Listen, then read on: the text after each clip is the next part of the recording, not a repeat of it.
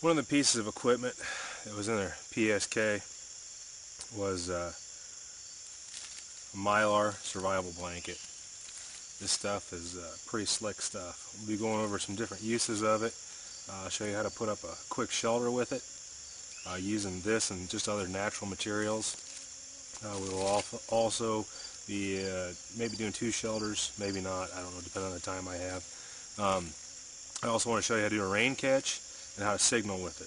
So it's a pretty versatile piece of equipment. This one here, I'm not sure exactly what the size is on it. They're usually about, you know, I don't know, close to 5 foot by 6 foot-ish, right around in there. Pretty thin material, but we're going to make it do what we want it to do. Works great at reflecting heat, so I'm going to get a little area set up to do a shelter and we'll put her up. Alright, I've got a couple of trees spaced almost perfectly apart right there, just about 6 foot or so, maybe a little bit longer.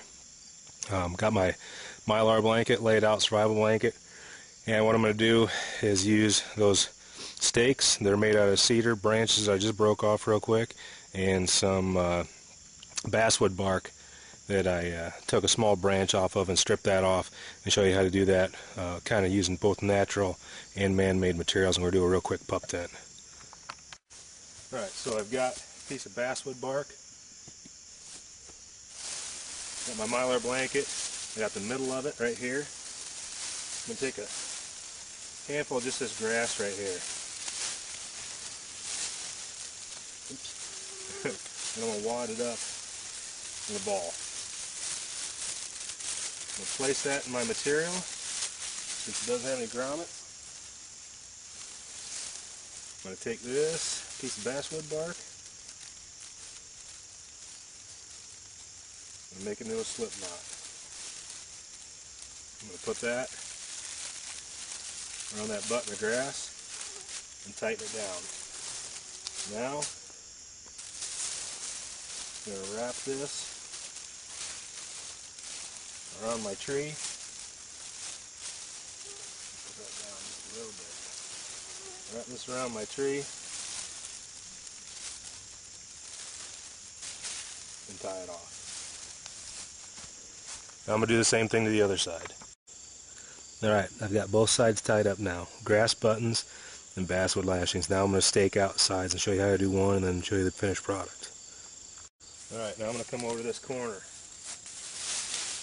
This is going to be my stake. I'm going to kind of measure it out. About right there-ish. Do the same thing. Take some of my grass. Make a button. Place it in the corner. This will work with any type of tarp also, not just a space blanket, Mylar type deal.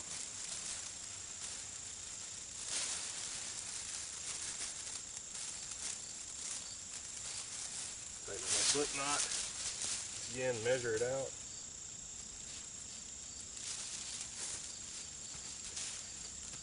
Put that stake in.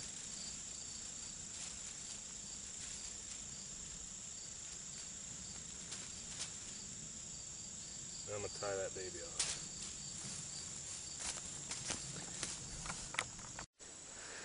Alright, there's a pup tent type shelter. You can build a little bit lower to the ground, but that right there will keep the rain off you, and you can use it to funnel some water into maybe a plastic bag you had or something like that if it's raining on you.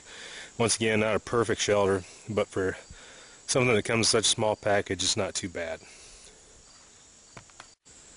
I took a couple minutes and just set this up into a lean-to type configuration. It works real well this way, especially if you have another tarp or a natural shelter to use this in conjunction with. It will reflect the heat of a fire back to you in the wintertime. You won't believe it. It's like you're in a little oven, so kind of like a mini reflector oven type thing. So this is another viable option. Once again, this is made with just basswood bark and cedar stakes, so it's nothing anybody else out there can't do.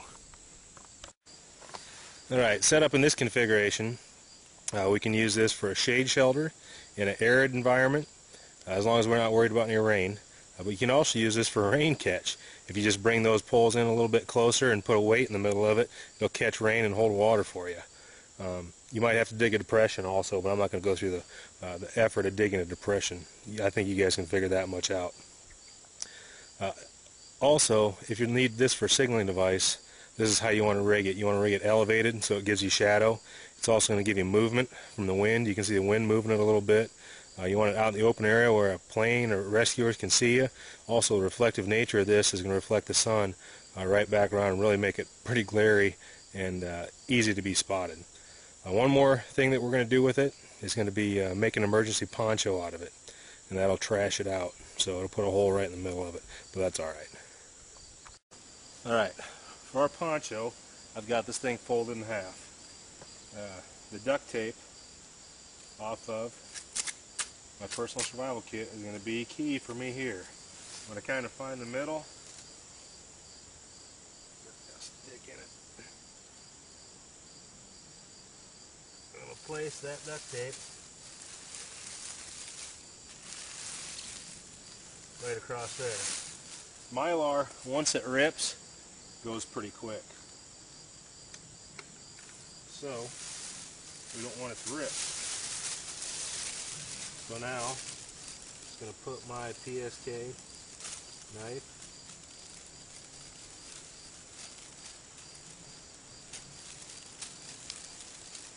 be very careful.